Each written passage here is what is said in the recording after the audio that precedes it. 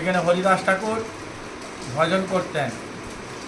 আর হরিদাস ঠাকুর যেহেতু জবনকুলে জন্মগ্রহণ করেছেন, তিনি সাক্ষাৎ ব্রহ্মা ভগবানের চরণে অপরাধ করে ফেলেছিলেন কি না, ভক্ত আর ভগবানকে ডিটাচ করে দিয়েছে।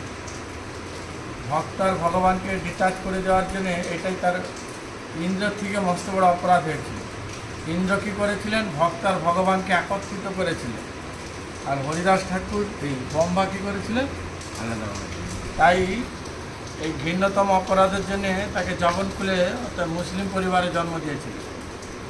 যশোর জেলার অন্তর্গত বেনাপুল নামে গ্রাম, যেখানে হরিদাস ঠাকুর জন্মগ্রহণ করেছেন। জন্মগ্রহণ করার পর 22টা বাজার বেত্রাঘাতের পর যখন গঙ্গায় ভাসি দিয়েছিলেন, শান্তিপুর বাবলাতলা ভেসে উঠছে, দেখছে একটা মড়া ভেসে যাচ্ছে, তার বদনে কী হচ্ছে, কৃষ্ণ।